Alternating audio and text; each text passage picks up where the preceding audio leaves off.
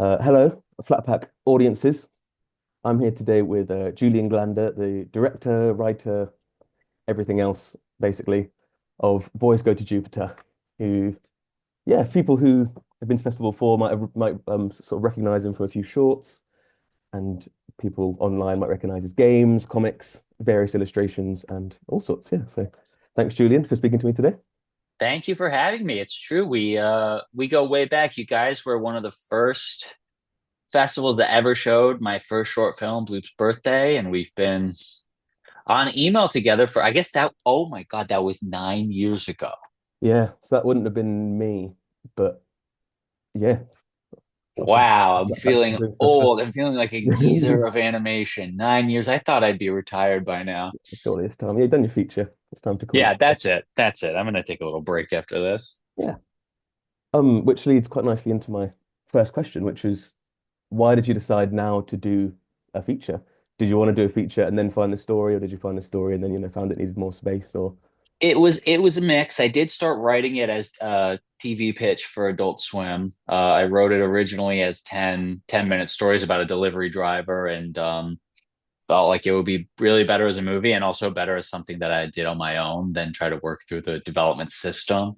I think I had been feeling, and I don't know, maybe you can relate to this. My feeling, having gone to a lot of animation festivals over the last decade, was I kept seeing really, really amazing, beautiful, exciting short films that had a really strong voice and a really particular style and were made by small teams on small budget.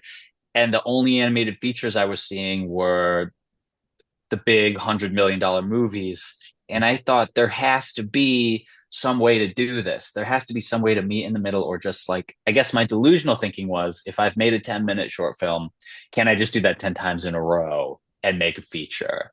So and I don't know, that was just, it just felt like a natural growth thing for me, having gone from little gifs to short films to video games to TV episodes. I guess I just had a curiosity, what would happen if we did this? yeah, nice. Feels like a lot of times I'm finding like a short filmmaker and they've made like one incredible film and then I try and find out what else they've done and then they've just gone straight into adverts or something.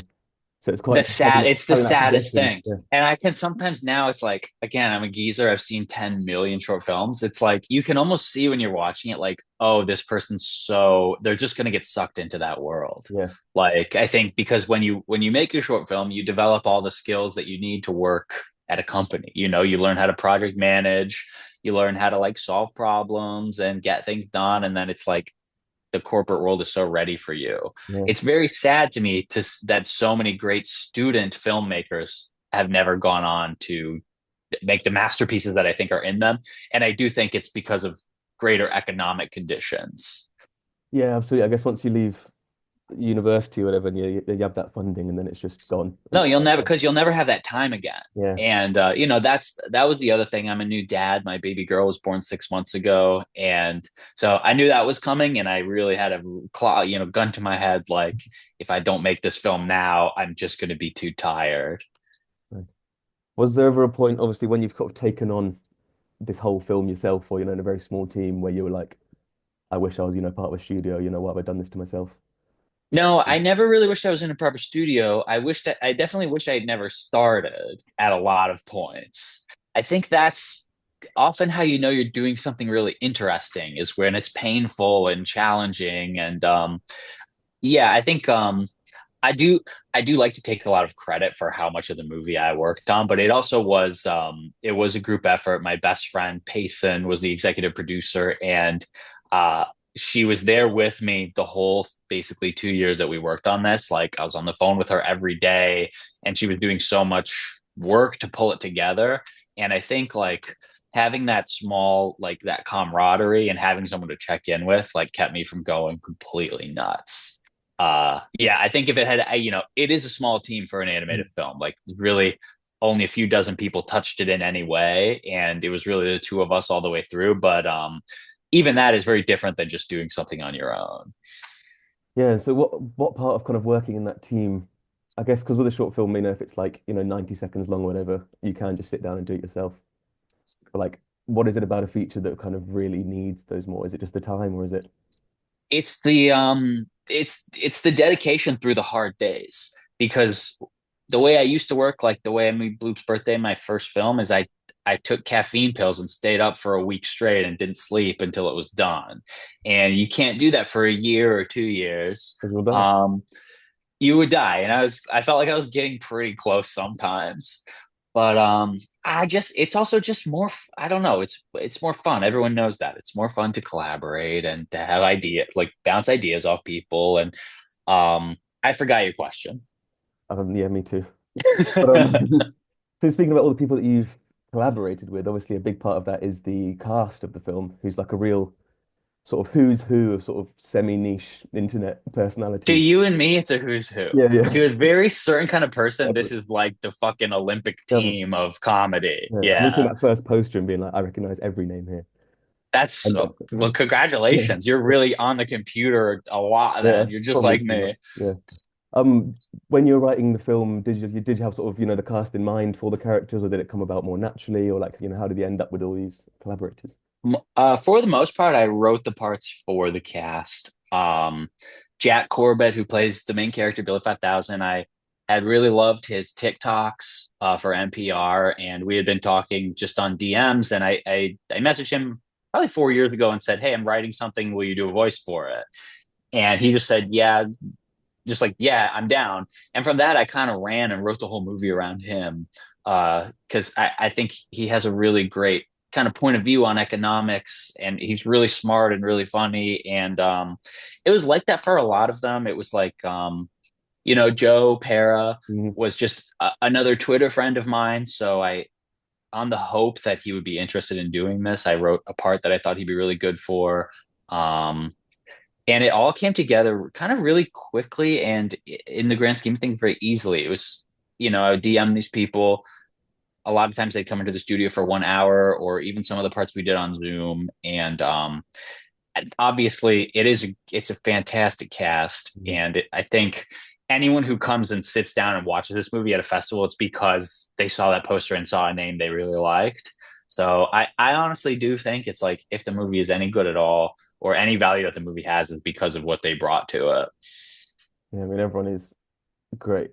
And did I see that you had Jack for like one day of recording or something? We had him for 8 hours. We had Oh, two 4 hour sessions. So we spent 4 hours to do his dialogue and 4 hours to do all the songs. So that was actually, looking back, like that was a crazy choice, or a crazy constraint we put on ourselves. And having never met him before, it was like I really just I put a lot of pressure on him to do it, and mhm. he really showed up. As someone who's not a voice actor or a musician, he came in with the script he had printed out and written notes, Oh, and we wrote some stuff together in the booth. Like, my favorite scene in the movie is the scene where he's reading the dense, like, economic theory book that Rosebud gives him. And basically he came in, and in the script there was nothing. It was just kind of some question marks. And I asked him, like, "Hey, I want something that's like late Victorian, like early industrial era, like really wordy, like convoluted metaphors about like some simple economic concepts." And he has really he has really good recall, and he's really good at connecting things. And he pulled up this thing from Keane's that was like the fish and the mud, and it's like, man is a fish and the market is mud, and man will always crawl out of the mud because of an innate desire to become wealthy or something. And so we wrote this thing, the snails and the ants, oh yeah, kind of inspired by that. incredible stuff. And all the songs as well. He's really knocked it out the park there. He's a pro. I think he's going to be a big star. I Yeah, think he it should could be be. the next Tom Yeah, Cruise. nice. We'll see him in the huge summer blockbuster next year. I could see it. He's cute too. And speaking of the songs, they're obviously a huge part of the film, and there's a couple absolute bangers in there.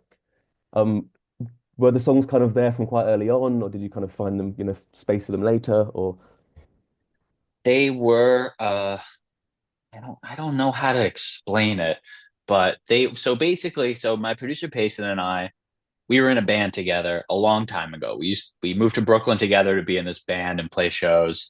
And so we've always kind of worked on that kind of stuff. And this was in many ways my revenge as a failed musician to write some songs and record them in a studio and have people hear them. But a lot of them were placeholder, or when I was writing the script, I would leave just in brackets, beautiful musical moment here.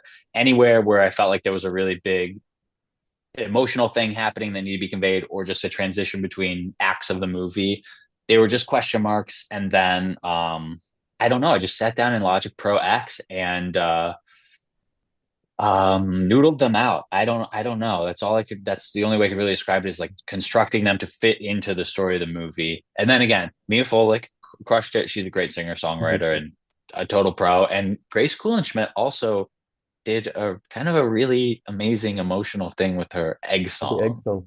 Amazing.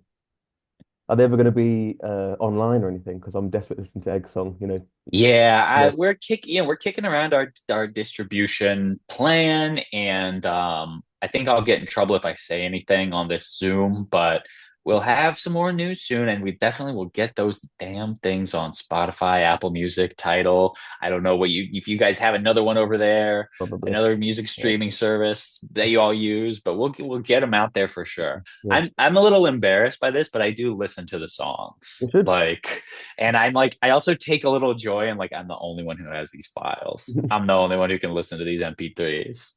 If I've been listening to them, I had to go onto the screener you sent and then find them in the film. Oh, you're slick. Yeah.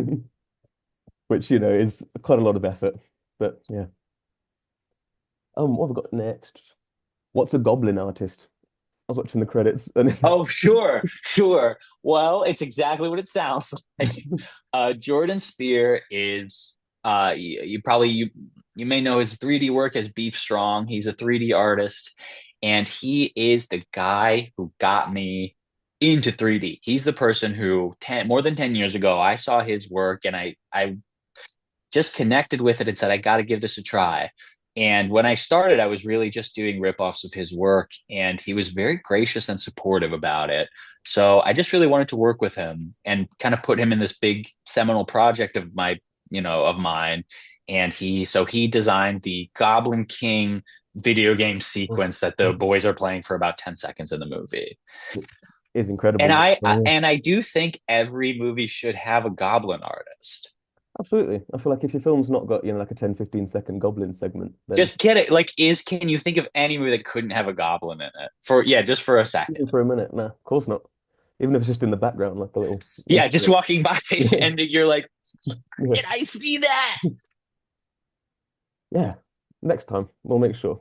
And I'll have a I you know what? I'm thinking I want to bring him back as a goblin artist for every every single project. every project that I do from now on. Let's get him in. Okay. Are there any works, films, shows, anything that you'd sort of recommend as either something to watch after Boys Go to Jupiter, or as like a companion piece, or as Oh more of an wow. inspiration? That's a great question. I think the genre or the micro genre that the movie really fits into for me is this sort of I guess I'd call it like suburban surrealism. And it's a very kind of specific, I think, American indie thing. The movies that I think it's that I'd like to like put it in a festival with or in a lineup with would be like Napoleon Dynamite, Edward Scissorhands, Miranda July's first movie, Me, You, and Everyone We Know, um, the Richard Linklater movies. I'm trying to think if there's like a bit of a deeper cut. Oh, a movie that really touched me when I was working on this and really inspired me a lot was a Japanese movie called The Taste of Tea, which I think is from 2004. It's just really a slice of life movie about this family in the suburbs of Tokyo. And it's very surreal. And I think you can watch it on YouTube. And that's, again, that movie is The Taste of Tea. And I haven't really ever seen a ton of people talk about it online, but I just think it's so beautiful and worth looking at. I'll give it a go this afternoon. Oh yeah, and sort of speaking of this like suburban thing, like obviously at points the film's very futuristic, but there's also this kind of like real kind of element of nostalgia and feeling, of this kind of old place. I was wondering like, how much of that is like real Florida, or how much of like, your real childhood? I think it's what you're describing is exactly what Florida is, which is like it's a place that used to be the future. Like in the 1950s, they invented air conditioning, and basically Florida exploded, and they built Disney World there. And there was a real sense of space age optimism and, post war new construction. And then it's like, that was a long time ago. That was 75 years ago. And there has been a lot of stagnation since then. So what you have is a lot of kind of like just darkly rotting stuff that feels very magical at the same time. But yeah, I should say for context that I grew up in Florida. I lived there as a teenager around the age that this main character was. And it's actually weirder than, if you've never been, it's weirder than people say it is. It's as weird as everyone says, or weirder. There's just something in the air that makes people feel like they can do really out of pocket things. I guess it's the whole the a Florida man. There is only Florida man down Yeah. there. Everyone there is Florida man. Nice. Ah, cool. And finally, what's next for Julian Glander? That's always No, the one I've got to end on. I I'm still kind of pushing Trying really to keep, hard and yeah. and doing a lot of work to get this seen by everyone. And I am writing my next movie. But like I said, I'm a new dad, and my whole life I wanted to just be a stay-at-home dad, and so I'm taking a little time to be with my daughter and have those special days with her. So that's what's next for me. So if anyone wants to see my next movie, wait a long Yeah, time. yeah, very good few Set a years. reminder on your phone for 5 years from now and Yeah. check in with me then. Perfect. That's all the questions I had. Yeah. Thank you, Max. What a Okay. treat to Oh, chat with you, and and to everyone that's watching. Thanks for coming out. let me just check. I think Boys Go to Jupiter is on at the Mockingbird Cinema Saturday, the 17th of May at 5:30. So Nice.